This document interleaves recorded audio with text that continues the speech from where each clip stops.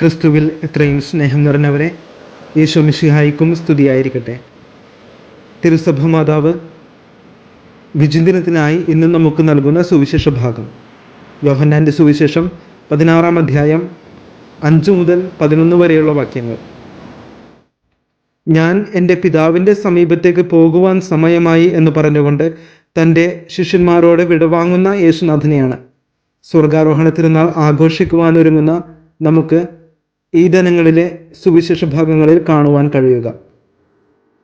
അതീവ ദുഃഖിതരായ ശിഷ്യന്മാരോട് താൻ പോകേണ്ടതിൻ്റെ ആവശ്യകതയെപ്പറ്റി യേശുനാഥൻ വിവരിക്കുകയാണ്.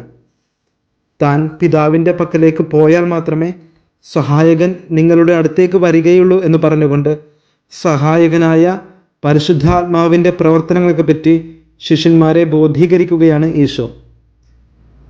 പാപത്തെക്കുറിച്ചും നീതിയെക്കുറിച്ചും ന്യായവിധിയെക്കുറിച്ചും ആത്മാവ് വന്നു കഴിയുമ്പോൾ ലോകത്തെ ബോധ്യപ്പെടുത്തും. താൻ നിയമങ്ങളുടെ പൂർത്തീകരണമാണ് എന്ന് ഈശോ പറയുന്നുണ്ട്.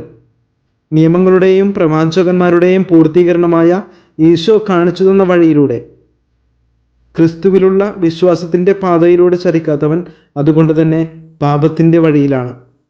നീതിയെക്കുറിച്ചും ന്യായത്തെക്കുറിച്ചുമുള്ള അറിവില്ലായ്മ പരിശുദ്ധ ആത്മാവ് വന്നു കഴിയുമ്പോൾ അകറ്റപ്പെടും. ക്രിസ്തുവിലുള്ള വിശ്വാസം നാം ഏറ്റുപറയുമ്പോഴൊക്കെ സന്മാർഗതയിലൂടെ പാതയിലൂടെ ചരിക്കുവാൻ നാം നിർബന്ധിതരാക്കപ്പെടുന്നുണ്ട്. സാമൂഹിക മൂല്യങ്ങളിൽ അടിയുറച്ച് ജീവിക്കാത്തവർക്ക് തങ്ങൾ യഥാർത്ഥ ക്രൈസ്തവരാണെന്ന് പറയുവാനും സാധിക്കുകയില്ല. ആത്മാവിൻ്റെ ചൈതന്യത്താൽ നമ്മുടെ ഹൃദയം ജ്വലിക്കുവാനായി നമുക്ക് പ്രാർത്ഥിക്കാം.